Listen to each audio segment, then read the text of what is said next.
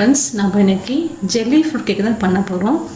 அதுக்கு நான் கொஞ்சமாக ஒரு 5 கிராம் அகரகரை எடுத்து ஆஃப் அன் ஹவர் முன்னாடி ஊற வச்சுருக்கேன். இதை அதுக்கு தேவையான அளவுக்கு 1 கப் சுகர் எடுத்திருக்கேன், 1 கப் பால் எடுத்திருக்கேன். ஃப்ரூட்ஸ் எடுத்துக்கலாம். கிரேப்ஸு, மாதுளை எடுத்திருக்கேன், ஆரஞ்சு பழம் எடுத்திருக்கேன், ஆப்பிள் கொஞ்சமாக கட் பண்ணி வச்சுருக்கேன், கொஞ்சமாக செரி பழம் எடுத்திருக்கேன். ஃபஸ்ட்டு நம்ம எப்படி செய்யுதுன்னு பார்ப்போம். கொஞ்சமாக ஜவ்வரிசியை ஊற வச்சுருக்கேன். நம்ம எப்படி செய்யுதுன்னு பார்ப்போம். நம்ம இந்த அகரகரை ஆஃப் அன் ஹவர் ஊற வச்சுருக்கேன். அதை நல்லா மெல்ட் பண்ணிப்போம். கூட சுகர் ஆட் பண்ணிக்கலாம்.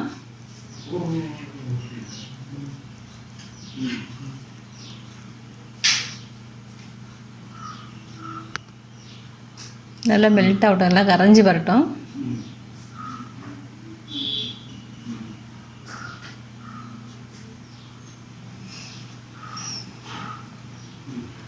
அதுக்குள்ளே நம்ம ஜவ்வரிசியை வேக வச்சுப்போம்.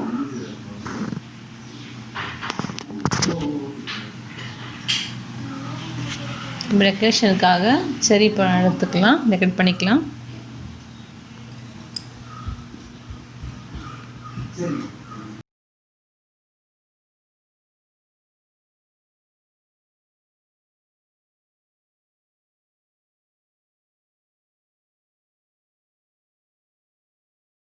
கமலா பழமும் நம்ம அங்கங்கே வச்சுக்கலாம். நம்மளோட விருப்பம் தான் இது. ஃப்ரூட்ஸ் நீங்கள் எப்படி வேணாலும், எந்த ஃப்ரூட்ஸ் வேணாலும் போட்டுக்கலாம்.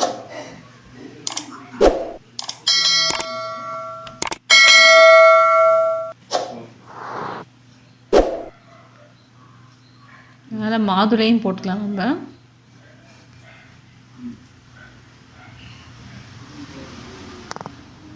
ஆப்பிளும் மேலே நம்ம லேசாக போட்டு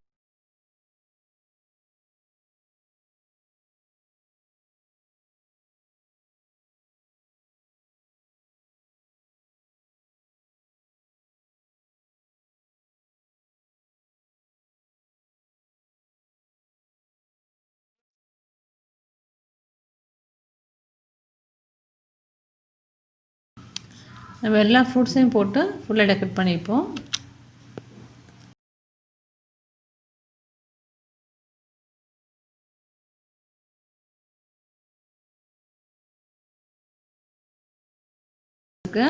அந்த சுகரும் அகரையும் சேர்த்து மெல்ட் பண்ணி வச்சுருக்க அந்த சிரப் இதில் ஊற்றிக்கலாம் மேலே. அப்போ தான் உங்களுக்கு அந்த கேக் மாதிரி நம்ம திக்னஸ் கிடைக்கும்.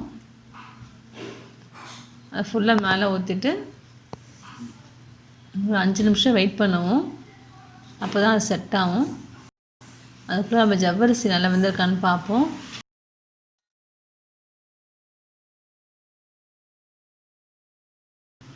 ஜவ்வரிசி நம்ம ஏற்கனவே ஊற வச்சதுனால அது சீக்கிரமாகவே வெந்து வந்துடும்.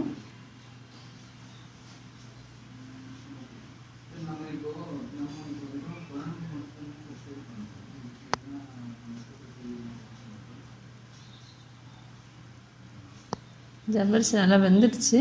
நம்ம இதோட சுகர் சிரப் ஆட் பண்ணிக்கலாம்.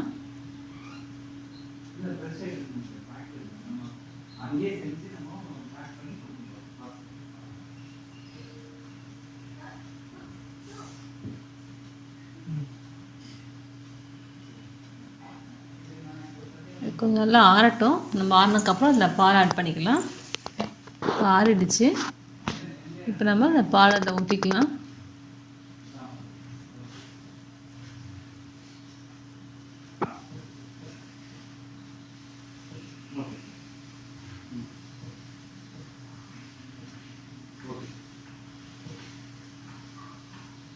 அந்த கேக் ரெடி ஆகிடுச்சு பாருங்கள். 5 நிமிஷத்தில் நல்லா அது செட் ஆகிடுச்சு. இப்போ இது மேலே நம்ம இந்த சிரப் கூட ஊற்றிக்கலாம். மில்க் சிரப்பை கொஞ்சமாக அப்படியே மேலே ஃபுல்லாக ஊற்றிடுங்க.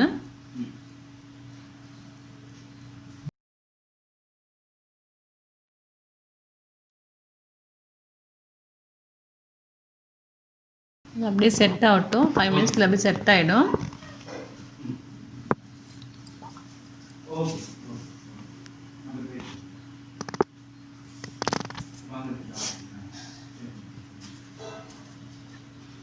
அஞ்சு நிமிஷம் கழிச்சு நம்ம பார்க்கலாம். 5 நிமிஷம் ஆகிடுச்சு பாருங்கள். நல்லா செட் ஆகி நல்லா திக்காகிடுச்சு. அது இது நம்ம 3 ஹவர்ஸ் ஃப்ரிட்ஜில் வச்சுட்டோம். ஃப்ரீசரில் வைக்காதீங்க, ஃப்ரிட்ஜில் வச்சுடுங்க. 3 ஹவர்ஸ் கழித்து நம்ம எடுத்து பார்க்கலாம்.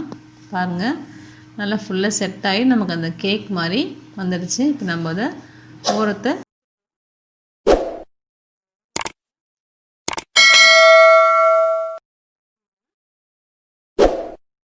அந்த ஓரங்களை எடுத்து விட்டுக்கலாம். பிளேட்டுக்கு மூவ் பண்ணிக்கலாம். கேக் ரெடி ஆயிடுச்சு. நீங்களும் செஞ்சு பாருங்கள். இது ரொம்ப ஈஸி தான். செஞ்சு பார்த்து கமெண்ட்ஸ் சொல்லுங்கள். பிடிச்சிருந்தா லைக் பண்ணுங்கள், ஷேர் பண்ணுங்கள். தேங்க்யூ.